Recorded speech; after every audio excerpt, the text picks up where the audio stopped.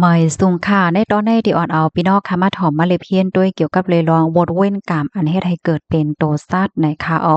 จมหนังพุทธคัมภราเป็นเจ้าฮ้อไว้ค่ะเนาะว่าบทเว้นกรรมอันเฮ็ดให้เกิดเป็นโตซัดได้ก็มันเป็นย้อนก็เพราะว่าเมื่อพ้องตีเป็นก้นมีอาศักสายใจอยู่นั่นมีไอ้แกงตั้งยามดีอ่ำป้อหลีค่ะเนาะอ้วนอ่ำหลีลาดอ่ำหลีเฮ็ดอ่ำหลีเฮ็ดจังได๋เสียวก็เผื่อว่าเสียงล่มถ้วยใจกว่ายาวไหนก็เลยกว่าเกิด เป็นโตสัตว์เนี่ยเนาะว่าได้เป็นสัตว์อันอยู่ไว้ที่ในลิ้นห้าอยู่ไว้ที่ในน้ำห้าอยู่ไว้ที่เนินลิ้นห้าว่าสองว่าเจ้าในเนี่ยค่ะลองตั้งเจ้าในก็มันลุกมาดีลองเฮ็ดตั้งสร้างเมื่อมีอาสาสายใจอันว่านั้นยาวเนี่ยค่ะเนาะ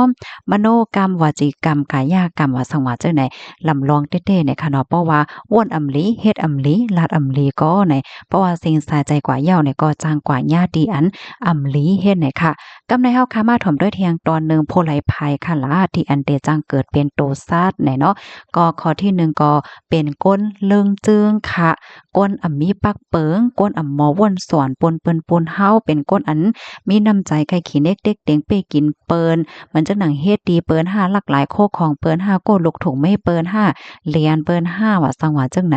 ที่สองเนี่ยก็เป็นก้นที่กินอาหารดังกินกูเจอกูลวง โดยที่อำวนส่วนถึงว่ามันได้กว่าตึกเคิกสายใจโตซาทาสังหาและจังใน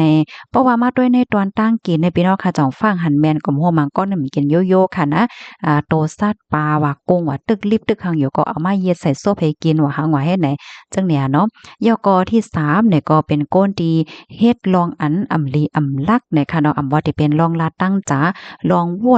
วนต่อเปิ้นอำลีเมื่อดังเพราะว่าก็ว่นยาก้นหมังก็ที่เปิ้นมีตั้งพิษสัง ที่เปิ้นอำไลว่นอำเหลี่ยมลักอีหยังต่อโตเจ้าเก่าก้อยกะว่า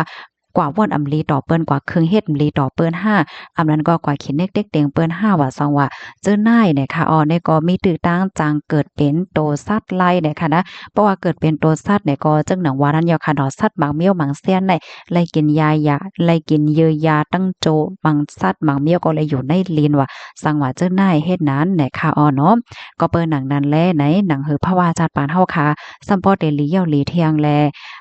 เกิดเป็นโตซาดว่าสังว่าจังไหนในเนี่ยค่ะให้เฮาค่ะนั่นเข้าใจเงิงแวลองอำลีค่ะเนาะมันดังข้อที่หนึ่งว่วนอำลีอำลักต่อเปิ้นสองลาดอำลีอำลักสามเฮ็ดอำลีอำลักและเจ้าในเนี่ยค่ะ